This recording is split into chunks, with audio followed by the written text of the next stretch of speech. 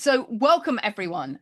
We all know that creativity is one of those real buzzwords right now in leadership. And how do we become more creative in our organizations? How do we make our team more creative? So, today, that's the topic I wanted to explore on this week's edition of Impactful Teamwork. So, I'm Julia Felton. I'm your host for today. And today I am joined by Dr. Andre Walton, who is an organization creativity. I'm going to call him architect. He didn't do that. I've just made that title up for him, but that's what he does. We've just been talking. He helps unleash creativity in organizations. So, Dr. Andre, thank you so much for joining me here on the show, and delighted to have you here.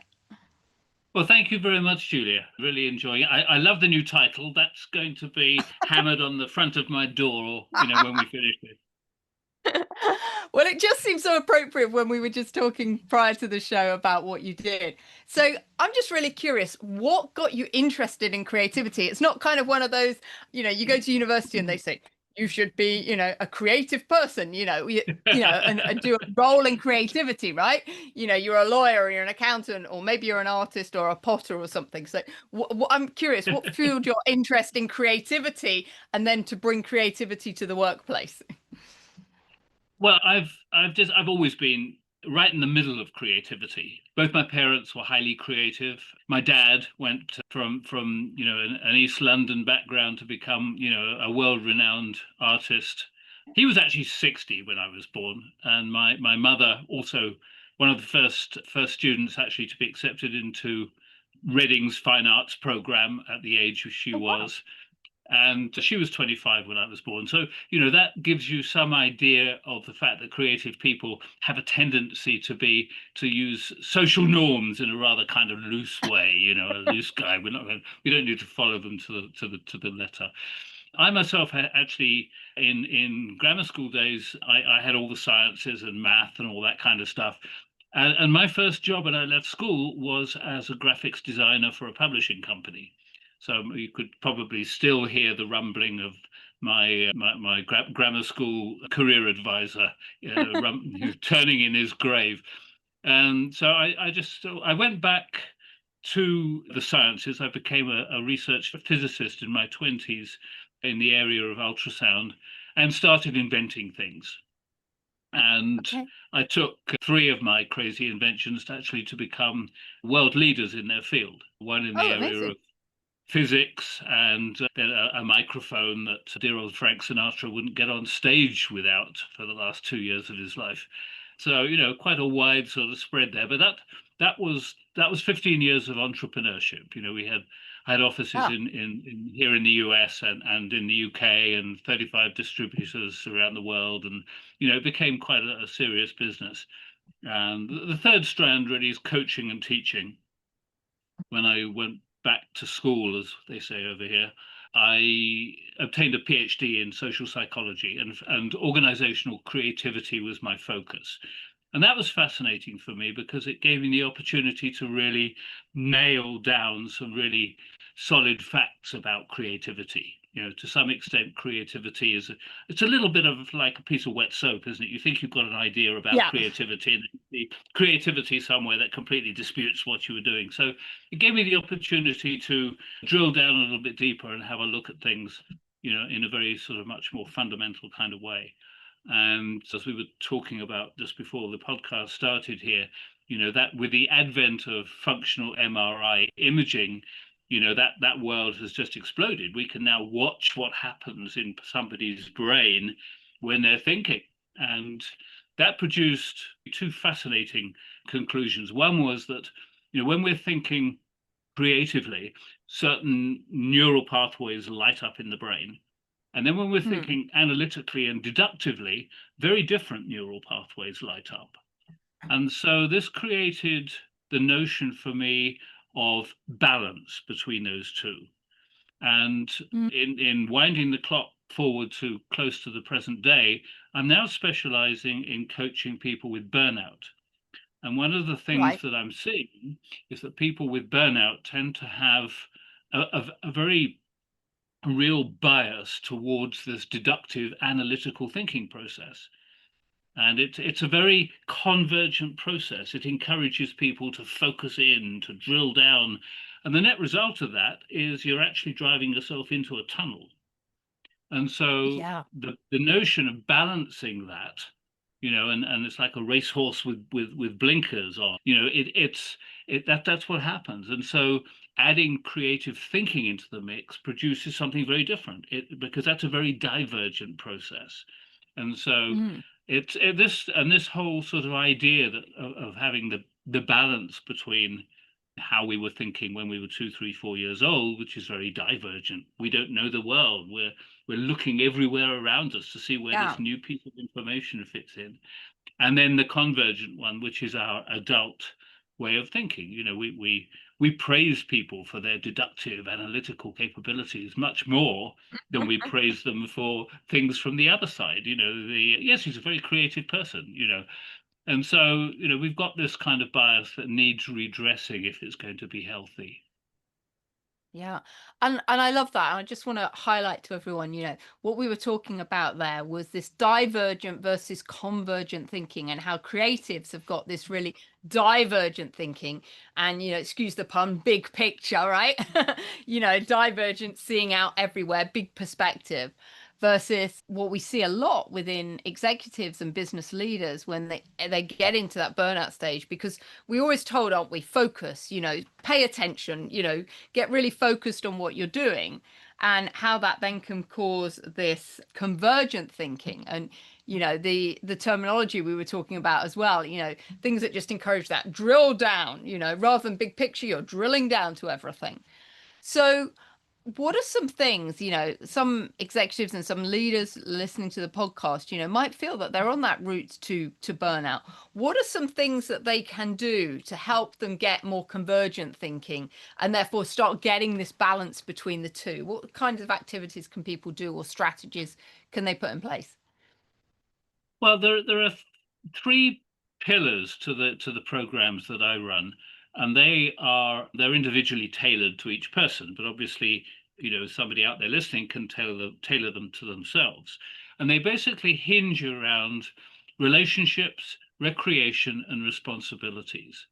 And Okay. people with burnout tend to have those are the three recognizable pillars that tend to suffer, where people tend to suffer when they start to get burnout. So some things are very simple.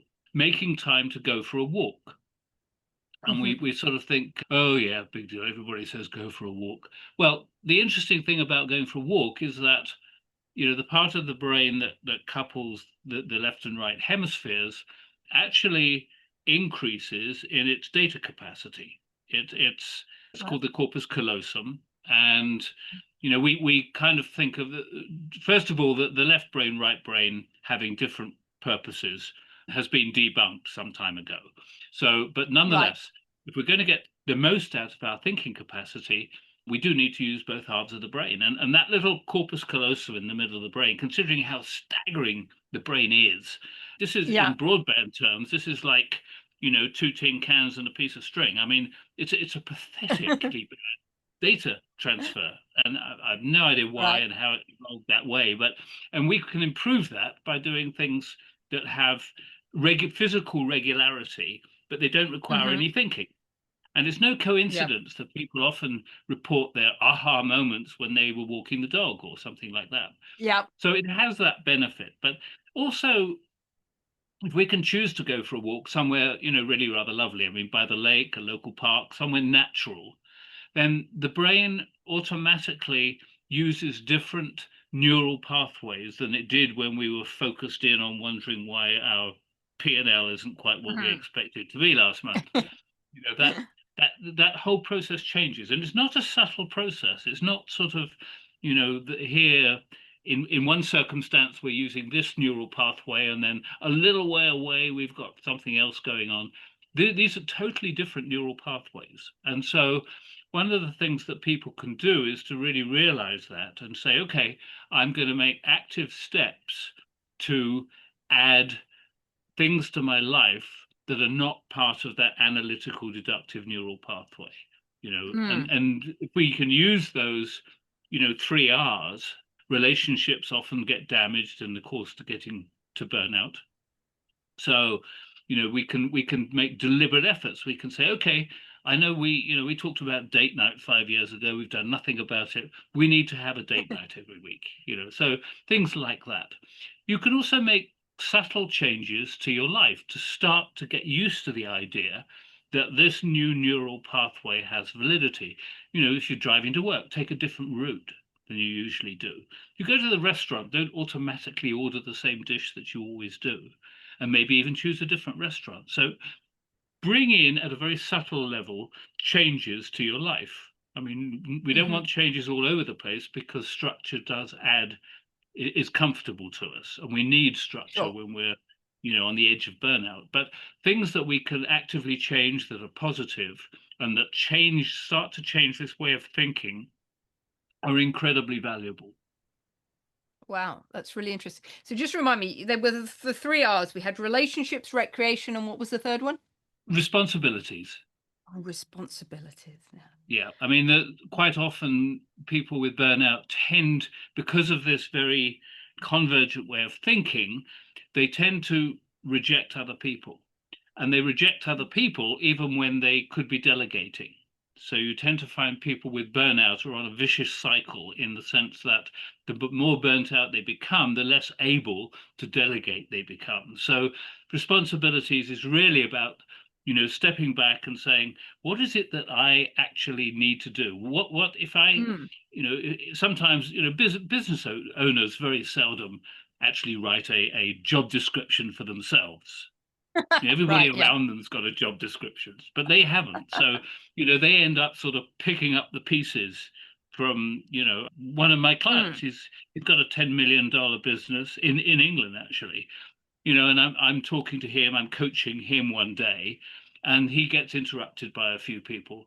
And he just sort of came in and he said, "Oh, let's finish this conversation before somebody else needs their bottom wiped." I mean, he just picked up the pieces from everything everybody else wasn't able to finish. And so, that was something we had to work on. So, that that Sure. that need to say, okay, what is really my responsibility, and what can I build? How can I trust my employees to take some of those away and leave Yeah. me with the space to do what I should be doing, which is to plan the route to achieve our strategic goals. Yeah. Yeah, no, and I think we see that so often. I was talking with on another podcast guest recently, but also something that I've seen quite often is, particularly as people get promoted up the ranks, we kind of not don't want to let go of the old job we had because we knew how to do it, and there's something comforting that structure about, oh yeah, well I always used to do this part of the job, and I keep holding on to it, and actually, then we're doing like two or three jobs at the same time, right? And I know I was guilty of that in my corporate role when I ended up, leading the business and sort of doing three roles down as well at the same time. And sometimes, you have that if you have, you lose team members and sometimes you've got to step in, but you just got to make sure if that has to happen, it's just for a short period of time and then you step back out of it again. So Oh, really interesting. absolutely. It is very, very common that, and one of my roles actually is I'm the visiting professor of creativity and entrepreneurship at what used to be Okay. the Newport Business School in the south of Wales. Is now part of the University of South Wales program. But in the course of that, I designed a number of programs which were used by the Virgin Group, Welsh government, and here in the States, in Smithsonian and NASA. And so I had the opportunity of seeing very small companies. We worked with some of the startup programs in the south of Wales, and also these big corporations. And it's quite often true that although there's no shortage of stress in those big corporations, quite often people's roles are defined more closely. And so that Hmm. particular problem can be less, although the intensity of the work is greater, so that can balance it out. But it's something that you really see out throughout the whole spectrum. And Yeah. every now and again you get a contrast. You see a company, in my case, that was looking at Virgin Money, and you know really Branson is very good at hands off Yeah. management. I mean, he's not a micromanager. And so, suddenly you see a company where the person who's essentially at the top, in this case, the top of Virgin Money, gives you the notion that they really understand. Their job is an overall view of what's going on, where the business is going, how it's achieving Hmm. it. And although they're very aware of what goes on beneath them, they are largely non-participatory, other than the Yeah. crucial things. And it's when you see that all of a sudden, out of having coached maybe 4 or 5 organizations where that's not the case, it's very refreshing, and you realize what power there is in that clearly defined, in their own mind, responsibility track. Yeah.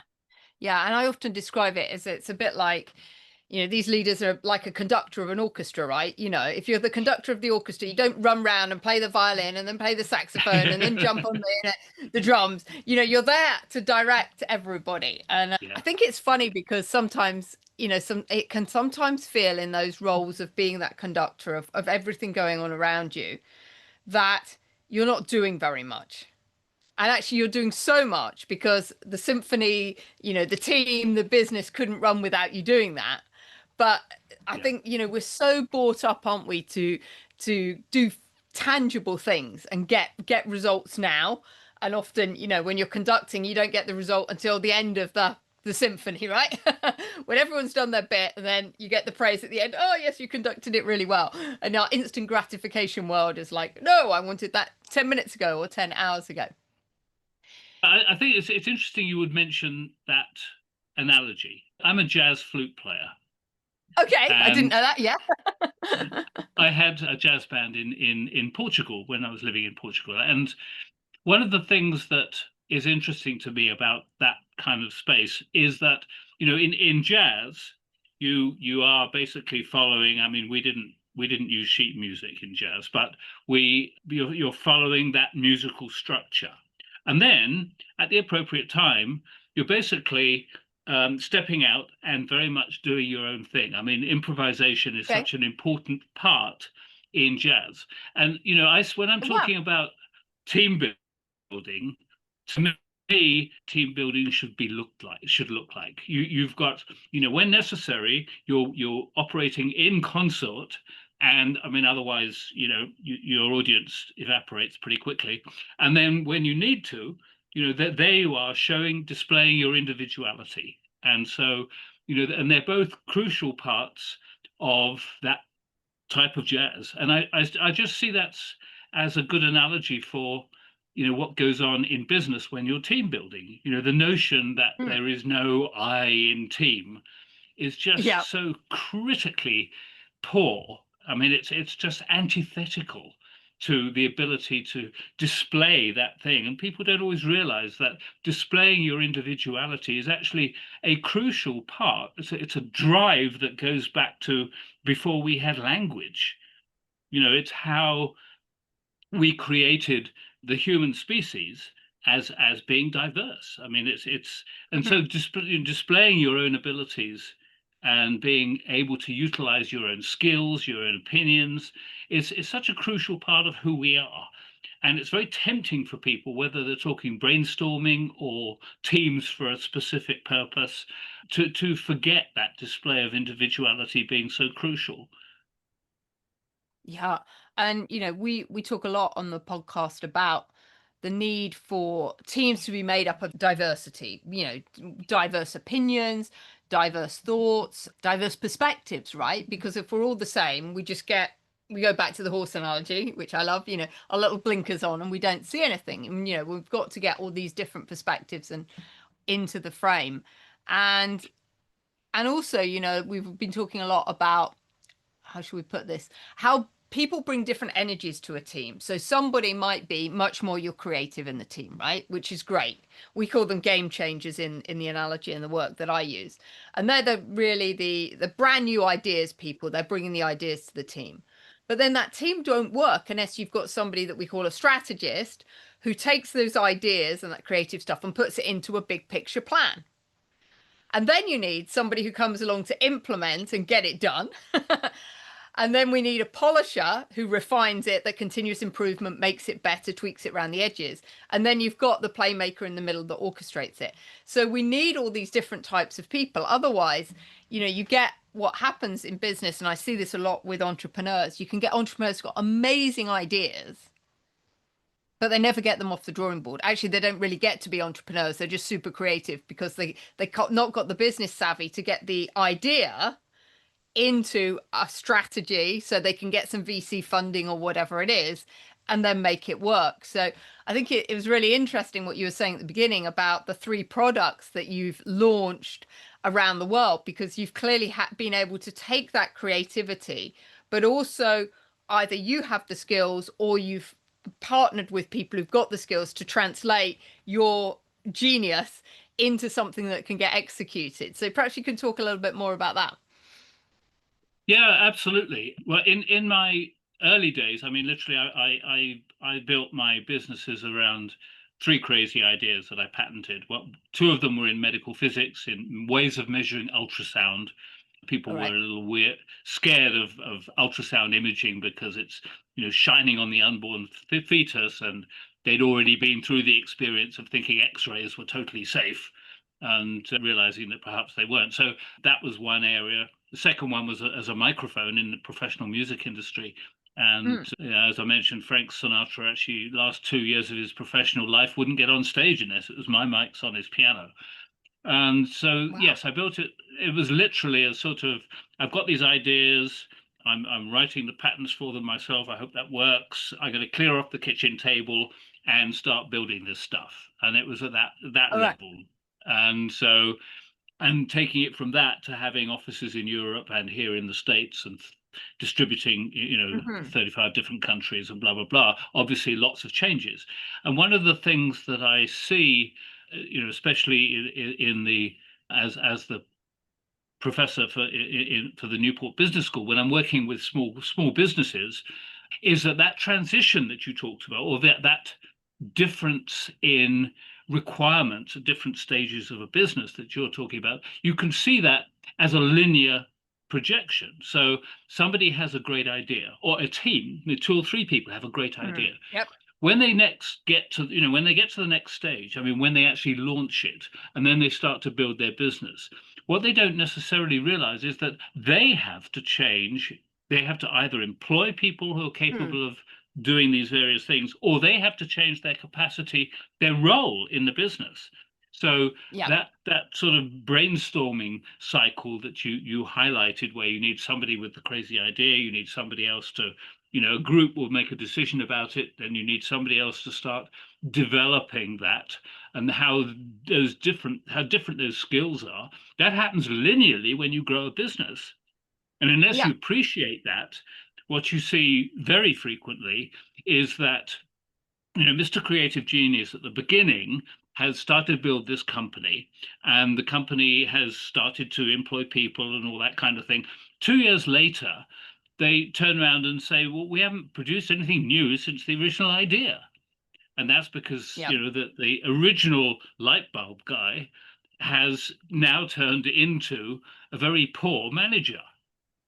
And Yeah. so, because they're making that transition from sort of, creative nerd to great manager is is Mm. is not something that happens overnight. I mean, in people get MBAs and all sorts of things in order to, as an attempt to do that. So the notion that you can sort of switch from that to the other, and I think that was in my own world, when I started to my business started to move from the kitchen table to, a real sort of commercial environment. One of the things I did was to find somebody. I used to call him a pipe and slippers man. A great friend of mine. He's gone on to become considerably wealthier than I am. But he was 17 at the time. I employed him as a wireman, and within a year he'd become my production manager. We've got a lot of people, and I knew that whatever else happened, typhoons, whatever it was, he would be unlocking that door at 8 o'clock in the morning. I mean, he's that sort of person. And when I moved to the States, and I'd come back to England every 4 to 6 weeks, and it was always the sort of, okay, guys, Andre's coming today. And it was always the notion that, this hurricane will come rushing into the factory with all sorts of ideas as to what we should be doing and how we should be doing it. And, it was always a question of, yes, Andre, absolutely, Andre. No, of course we're not actually going to do it. We're just listening to Andre. So it was, his role in life was not to say, yes, absolutely, yes, let's do it. It was like sort of, okay, out of the 10 bizarre ideas you've presented, I think this one's a good one. That was it. Yeah, He was my filter for all the absolutely. stuff that was going on in my mind. So, these roles are so crucial in the success of a business, aren't they? Mm. Yeah, and interestingly, I never really thought of myself as being super creative of brand new ideas. Sometimes I think I'm a bit more of a kind of James Dyson, right? You take the idea of a vacuum cleaner and you make it totally way better rather than coming up with a brand new idea that's never been done before. But I know when I was in the corporate world, I was brought in to set up a business unit in what was effectively now data analytics and market intelligence in the hotel industry. We'd already done it previously in a different company. So we brought it into the UK and then expanded it across the world. And I love that startup. It's basically, I was in corporate, but I was what they called an entrepreneur. So I basically run my own business unit, but within the structure of a corporate. So that was quite nice. But then I got to a point, exactly as you've just described in your story, where I was no longer like the super golden girl in the company, and I couldn't understand why. And it was exactly that. The business had got to a much mature phase, and it needed a different type of leader. And what I now know with hindsight, and sometimes you wish you knew this at the time, right? But you never do. You looking back, you're like, that's exactly what happened. Was I started trying to take the business into new verticals, like crazy energy. Let's go into new verticals. And the team were like, well, we're on this path. I'm like, no, we need to do these new things. So but I think this provides an interesting challenge, doesn't it? And I'm curious about what you've seen about how organizations keep saying they want more creativity, they want more ideas, they want more innovation. And yet the types of people that have this high levels of creativity, thinking outside the box, big picture, all this kind of stuff, are the ones that actually are constrained by the culture and the dynamics of those organizations, and therefore they leave. And I'm just wondering what you've seen about that. How do we create an environment, because I know that you're really big into environments as well, where that creativity can flourish against the more kind of analytical, we need to do things this way culture that exists in particularly in larger organizations?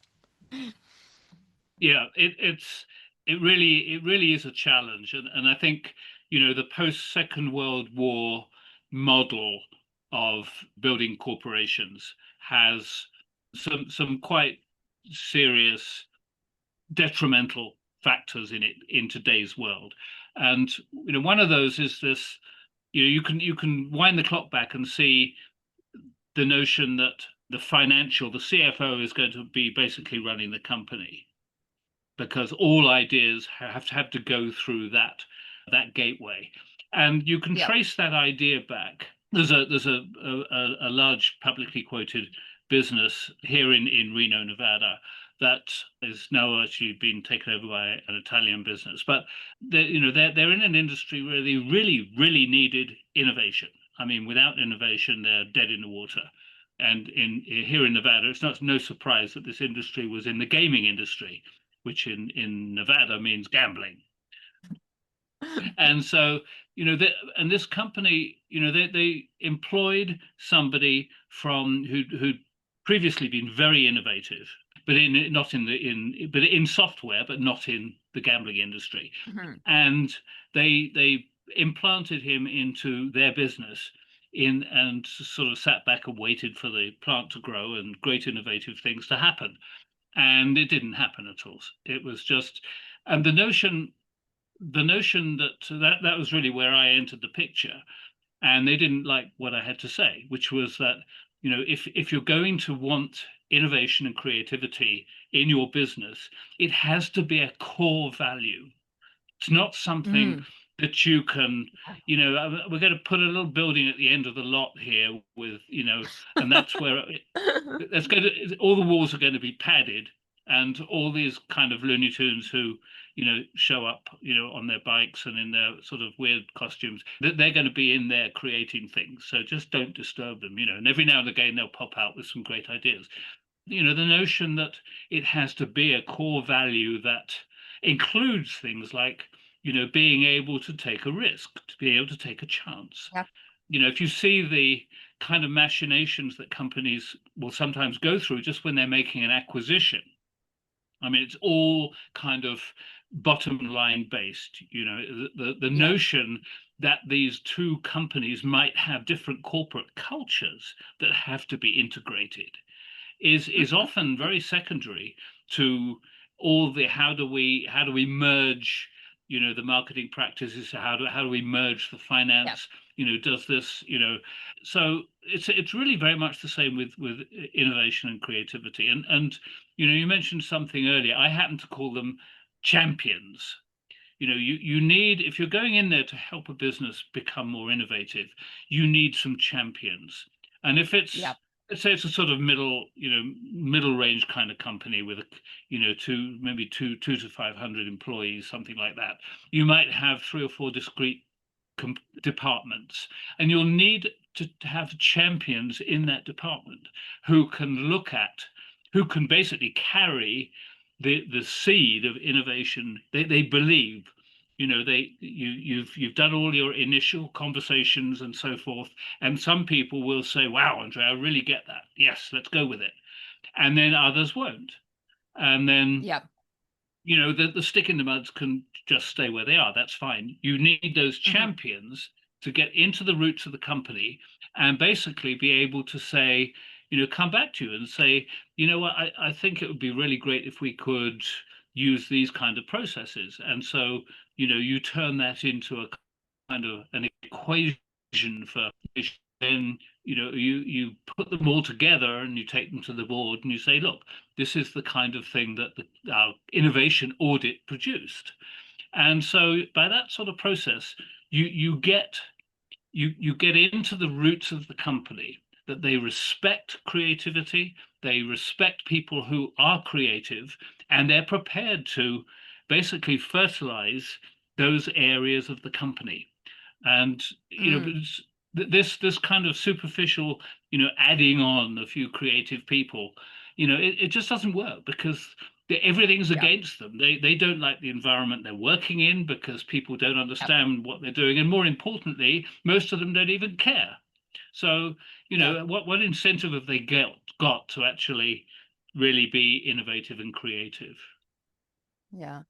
I really love that the creativity has got to be embedded in the values and kind of the DNA of the company. And I think it's really interesting. We talked a lot about on this podcast as well about reinvention and how the cycle of reinvention for businesses is just becoming shorter and shorter and shorter, obviously with the Yeah. advent of technology and everything else going on. And therefore there is becoming more and more this compelling need for organizations to embrace and fully integrate creativity within them so that they continually reinvent. And we talk a lot about reward the try, you know, making it okay for people to experiment and be creative without this fear of, I'm going to lose my job or, what's going to happen. And therefore the psychological safety that needs to come around that, which is so important. So really, really fascinating. So I just want to close on one last thing that we were talking about before we came on air, which is the fact that generally, happiness comes when we've got this balance of thinking, the convergent, the divergent thinking, and I'm just curious about, how do you think we can make the world, business a happier place? What are some top tips that we need to be doing there to do? Because ultimately, right, we all want to be in a job that we love to do, have a great experience, have a great family life, and be much happier. But unfortunately, the energy of the world now is a little bit somber. Yes, yes, it is. Well, I think almost on a practical side, almost anything we do can be either done in a somber way or, a happy, jolly way. And the difference between the two is frequently our ability to display our own individuality. And so, Mm. if we're, and at one level, that sounds quite trivial. When you sort of dig into it a little bit, it becomes less trivial, because what it really requires to take that whole message to heart is to create a space where people feel safe. Mm. They just, even taking this back to, the team environment. If you've got a team of people there, and it happens to include the boss, you will inevitably get people who sit back and think, well, I'm not going to make an idiot of myself in front of the boss, so I'm going to let them do all the talking, that Yeah. kind of thing. Well, that, if you expand that up to the business, in general, not necessarily in a team environment, or doing a team activity, then you have the notion that in some way you can't really talk about certain things. You can't, and that's very restrictive. It means, and it Yeah. may be nothing to do with the business. It just might be, your own personal life, but not being able to feel safe to discuss with something. I mean, maybe something is going on, at home, where you really do need somebody to talk to. You don't want to spend the Yeah. money or the time going to, a counselor, and anyway, that's not really part of your daily life, but you would like Yeah. somebody to actually talk to, that kind of thing. So, and you can take that down. It doesn't necessarily mean that you have to air something, that's going on in a major way. There can be just be general conversation with the, sort of, Jack, you've got kids. This is what my teenage boy is up to now. I mean, is that normal? And just get other people's input on your Yeah. life. And so, that in itself, remember that what, outside of our need for food and our need for water, the next biggest need we have is connectedness with others. Yeah. And so, Yeah. in your world, well, hopefully you've got that connectedness in your family, but that's not where we spend most of our adult life. Most of our adult Yeah. life is spent at work. So, getting those connections in such a way as they can be, genuine connections, where you can be a little bit Mhm. vulnerable. You can also play the role of somebody who is being trusted and who trusts. All that stuff is absolutely crucial to our well-being, and it's something which is, organic, but also you can provide the environment where that will become fertile. And it also, of course, it's not only the route to happiness, it's also the route to ground level innovation. You don't need a Yeah. brainstorming team. If everybody is able to think creatively in their own space, then innovation becomes organic. It's like, why don't Yeah. we, but why don't we do it this way around? Oh, I don't know. Let's think about it. Let's all talk about it. It's not something where we, like, so I'm not going to come up with any new ideas until we have another brainstorming session. It's not that. Yeah. It's these things all and they're all connected, and it's all about Yeah. displaying your individuality and being comfortable to do that. Excellent. Wow.